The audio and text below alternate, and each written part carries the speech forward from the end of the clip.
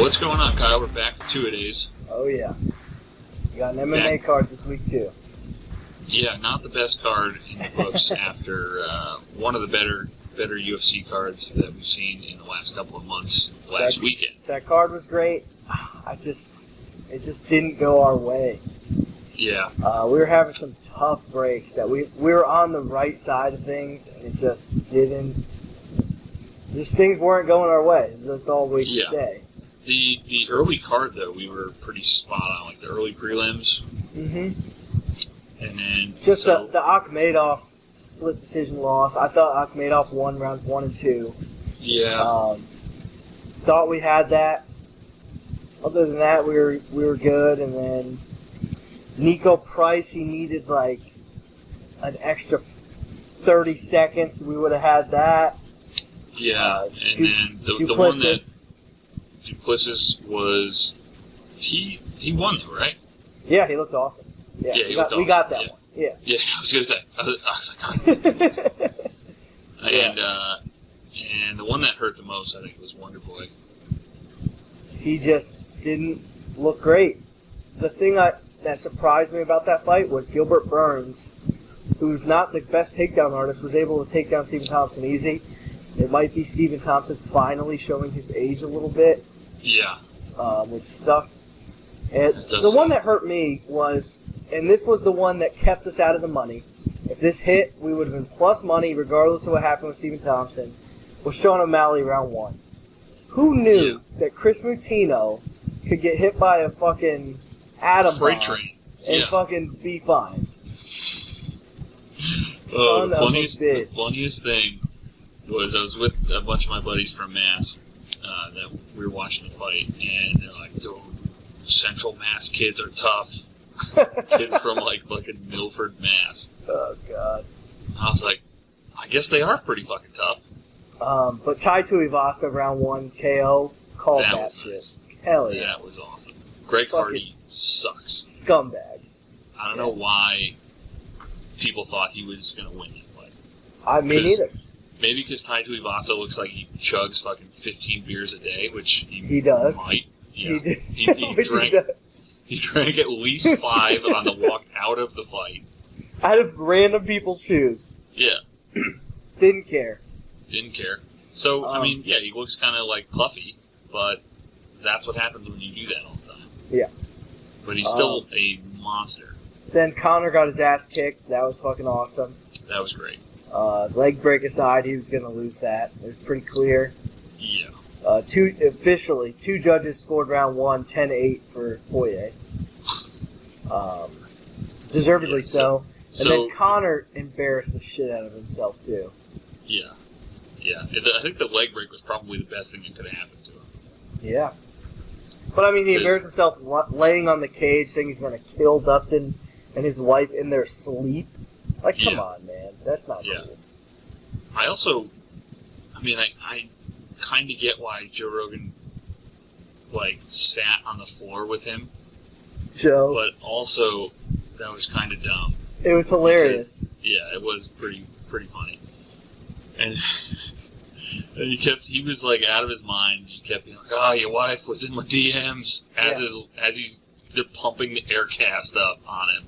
Well, I was shocked seeing Dustin Poirier have to get held back. He was trying to attack a Connor with broken leg. And I was like, damn, that's kind of fucked up with Dustin. And then you see the behind the scenes, and Connor's actually saying, not only saying she's in my DMs, he's saying, I'm going to kill you and your wife in your sleep. So, you probably shouldn't do that. Yeah, you could get your ass kicked with a broken leg. Yeah. If you're saying, you're going to kill me in my sleep. That's like when Khabib just went after his boy and flew over the cage. Yeah. Connor just brings out the worst in people. And Connor just makes you want to kick his fucking ass. It's all he does. Yeah. And they do. People do kick his ass. Yeah. Oh, man. Connor sucks. He's washed up. Yeah. It's weird. It's weird seeing Connor completely irrelevant. Yeah. But speaking of... I think he's going to have to go concentrate on selling whiskey full time. Speaking of irrelevant things, this week's card... Yeah, this week's card is pretty terrible. Yeah. We had the worst golf tournament ever last week, and the best UFC card now, it's completely flipped. Yeah. All right, want to dive into this card? Yeah, let's do it. All right. All right. What are the odds for the first one, Scotty? Let's go down here. Rodrigo Nascimento is minus 340, and Alan Badeau is plus 270. There are quite a few minus 300 and above. Definitely a ton of minus 225 and above fights on this card. Yep. The props for this are not out yet on Draftkings Sportsbook, but this is a fight that I would like a prop on. I did my research on this fight, and Badeau, they both lost their last fight against good prospects. Badeau lost to Tom Aspinall, and Nascimento lost to Kyle Dawkins. Not Kyle Dawkins, his brother. Chris Dawkins. But watching Badeau, he got taken down relatively easy against Aspinall, and then once he got taken down, Aspinall was instantly in mount, and Nascimento is not the best fighter, but his jiu-jitsu is really, really good, and he'll do the same thing to Badeau. I like Nascimento by sub. Yeah. I could see that, and he's minus 340, so that is not worth taking on its own. No. We'll have to tweet out or post the official bets to the website. Once the props are out, we'll let everybody know. Yeah. I'll probably be able to do even a prop show, prop and parlay show. Yeah, and the next one we have Devinson Figueiredo's brother Francisco, minus 310 against, where is it? Malcolm Gordon. It's plus 240. And let's get the DraftKings pricing here. It's Figueiredo's 89 and Malcolm Gordon's 7,300. This is another one I did my research on. I'll tell you what. I tried to convince myself to like Malcolm Gordon. I really did. And I couldn't do it. He has 2 fights in the UFC.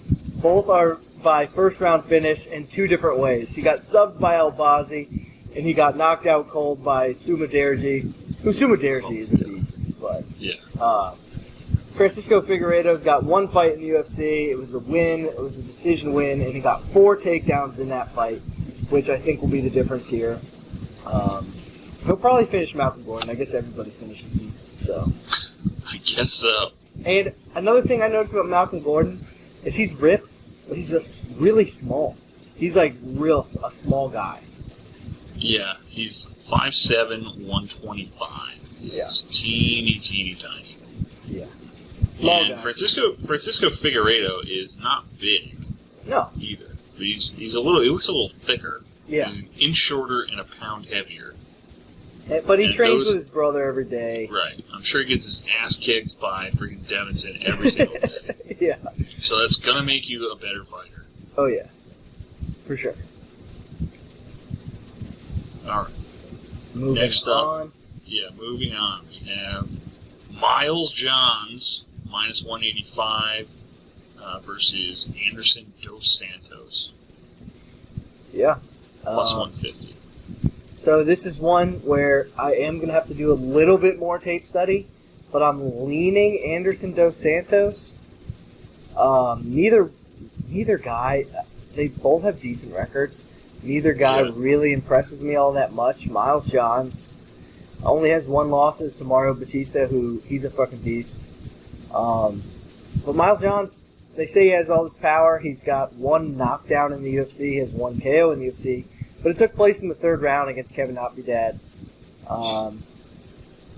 Didn't look super impressive in that fight. Dos Santos, on the other hand, submission fighter like all the Brazilians are. He came in the UFC and lost twice to Narimani and Andre Ewell, which we're high on Andre Ewell. We always like him. He's a tricky fighter. He's real long. He then subbed out Day in the first round. I see this fight going decision, so the over prop is probably what I'll take in this fight. Any thoughts on this one, Scott? I think you pretty much nailed it. Yeah. Yeah. Over prop is what I like in that fight. Over prop is pretty good. Plus, these guys are little as well. This is a flyweight. Bantamweight, sorry. The last one was flyweight. Next one, we got another bantamweight. We got all little guys on this card. We have, let's see here, Khalid Taha minus 160 versus Sergey Morozov plus 130. I'm leaning dog. I was thinking the Kazakh as well. I rewatched Morozov versus Nurmagomedov today.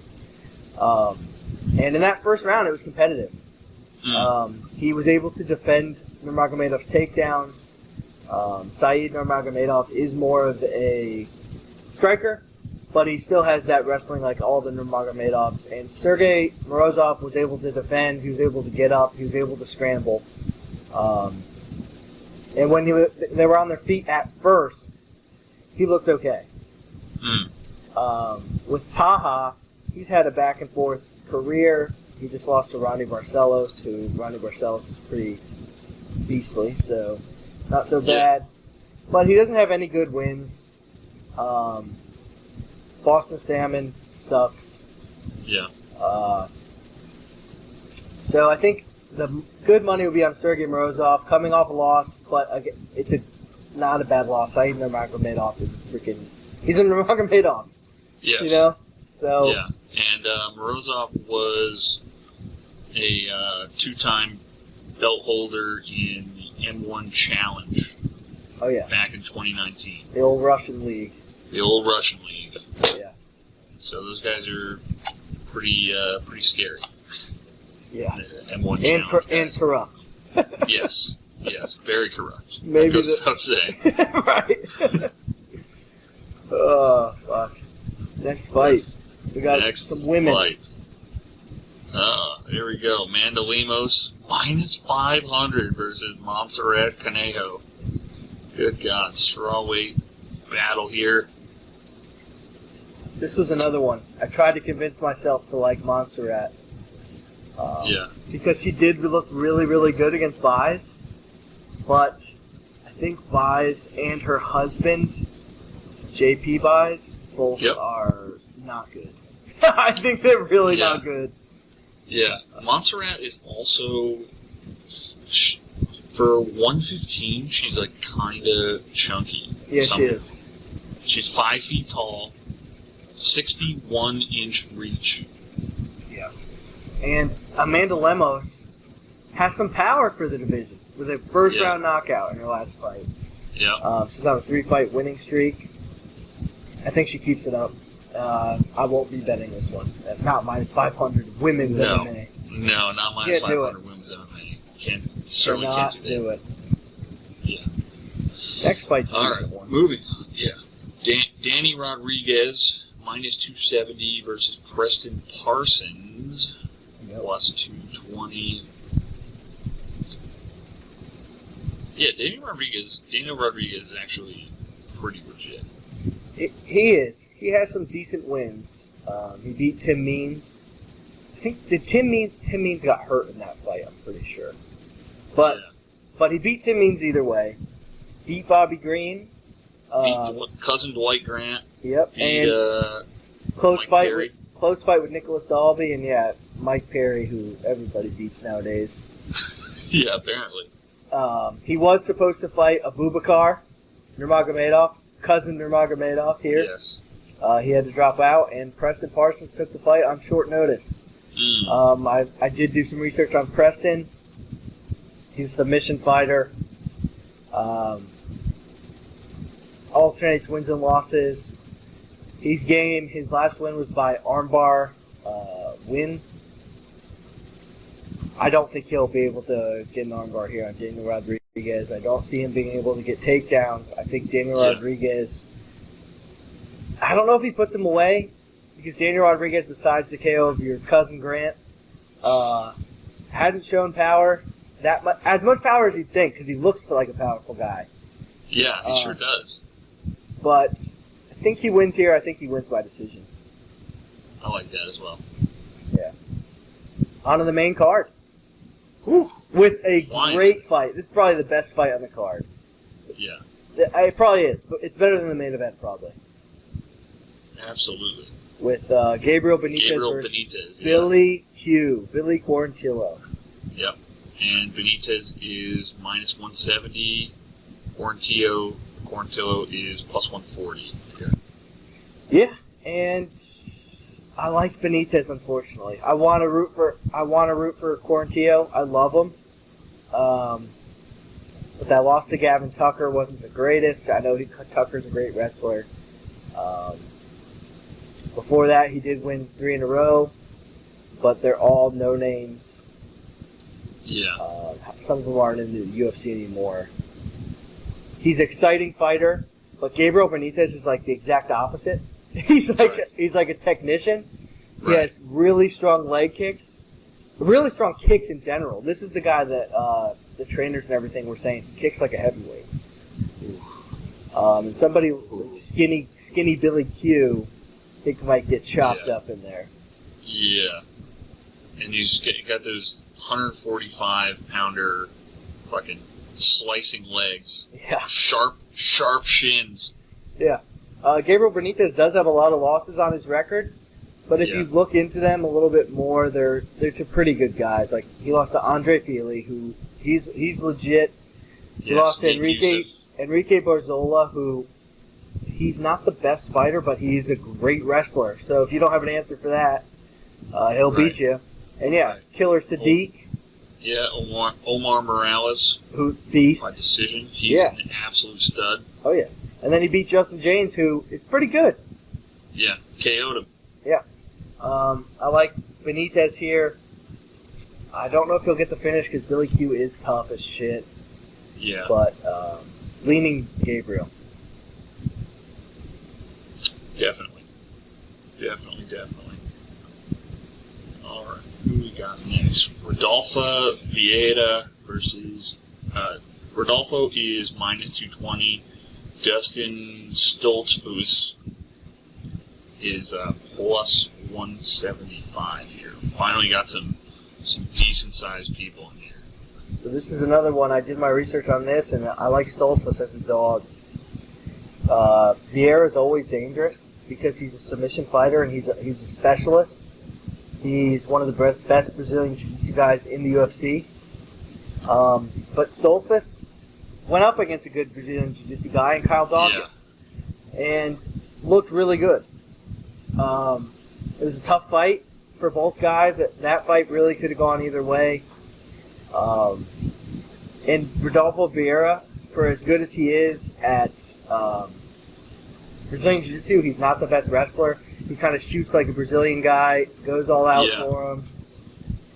His striking's not the best. He does have some power, but he gasses out, and that's what happened in his last fight. He gassed out. I was just going to say, I remember his last fight was back in February. I think he was another, minus 500 favorite. More, I think. I think it was even more. Yeah, versus Anthony Hernandez. Hernandez. I think Hernandez took the fight on short notice, too, if I'm remembering correctly. And he subbed him. Well, his last fight, you could see after the first, 45 seconds, Rodolfo was just dead. He's tired, yeah. Yeah. He just couldn't do anything. And then, did he, choke him out? Yeah, he did. Yeah. He was just tired. He couldn't defend. Yeah. He was just so tired he couldn't even do anything. Up. Yeah. He just gave up. Just gave him his neck. So, I like Stoltzfus here. I like him to outlast. Yeah, I think if it goes more than 45 seconds, then I think Stoltzfus should take it. Yeah. Vieira always dangerous, though. Yes. Yeah. I mean, Vieira is kind of like a Walt Harris kind of guy. But, yeah, he is. You're right. Whereas if you can outlast the early onslaught, yeah, then you're gonna win. Yeah. All right. Here we go. We got some high level shit now. We got some decent fighters next.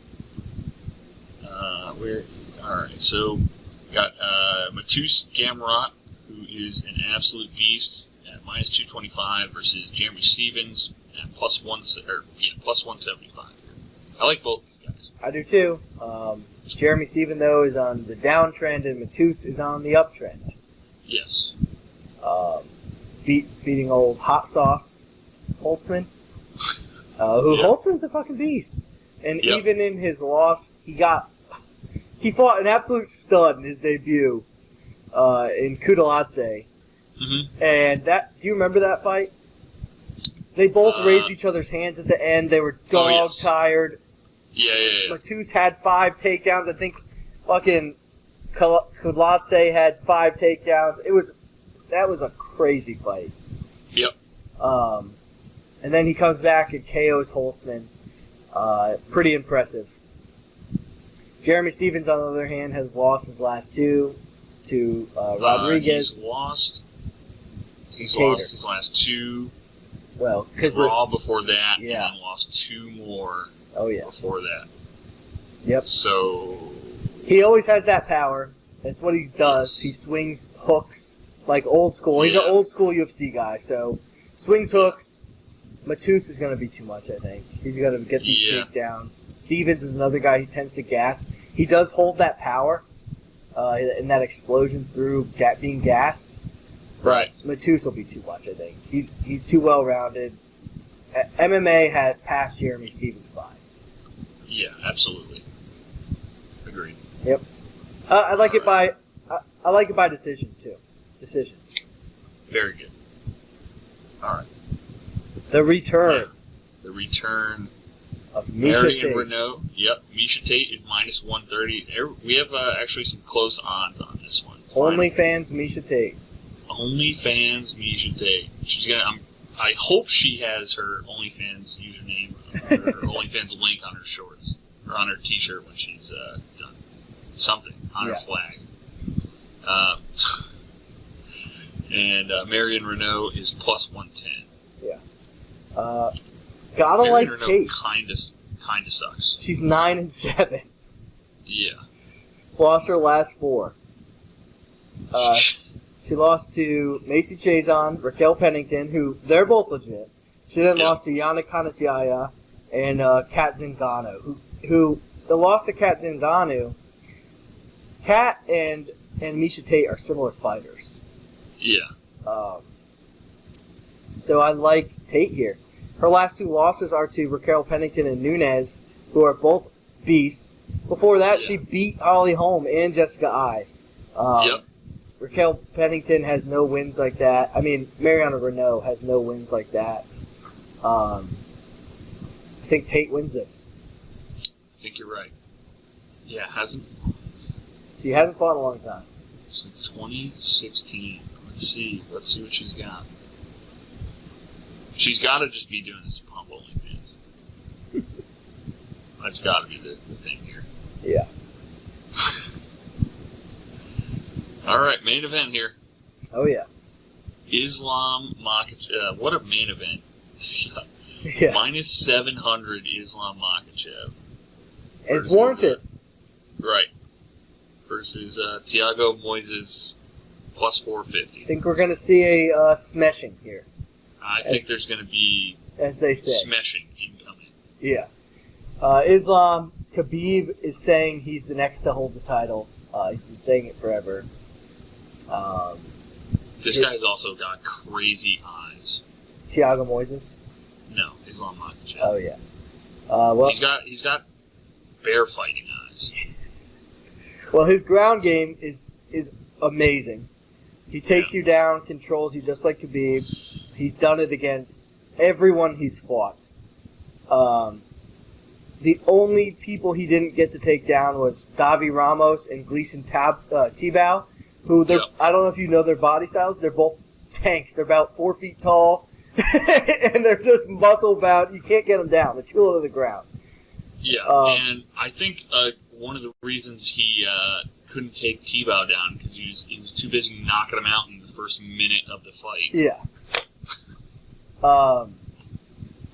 But he really impressed me. Islam did against Drew Dober. I mean, Dober is a beast. We all know this. This is a step down from Drew Dober. Thiago Moises, I am not high on. No. I know he's got 3 wins in a row, but who are they against? Michael Johnson, Bobby Green, Anthony Hernandez. Oh, God. And they're all close fights. Yeah. Islam Makhachev by smashing. He'll probably win by sub. I see the sub coming. Even though Moises is a great jiu-jitsu guy, these guys, their strength, I think we're going to see a big strength difference too. These Russians, it's crazy. Those Russian guys are made out of freaking oak. Yeah. They're not real people. No, they're not. So, that's who I'm liking. Shocker. Were you able to make a team this week? Yes. So, let's see. I bet you we have a similar team, by the way. Yeah, probably. First one, obviously, Islam Makhachev. Let's see. Second one, Misha Tate. I did end up going with the dog in Stoltzfus at 80 or 7,500, and then let's see, who else do I have? Benitez at 85, Matus Gamrot at 86, and then I have one more dog pick I have to make. Let's go with Dos Santos. I like it. Yeah, he's a 78. So that should do something good. My team's pretty similar. I went with Gabriel Benitez at 85. Dos Santos as well. Matus Gamrot, have to take him. Yeah. Islam Makhachev, have to take him. He's going to be like 90% owned. Yeah, 99% owned. I went with Sergey Morozov and Dustin Stoltzfus to round it out. It leaves 300 on the table, but that's the team. That's the team.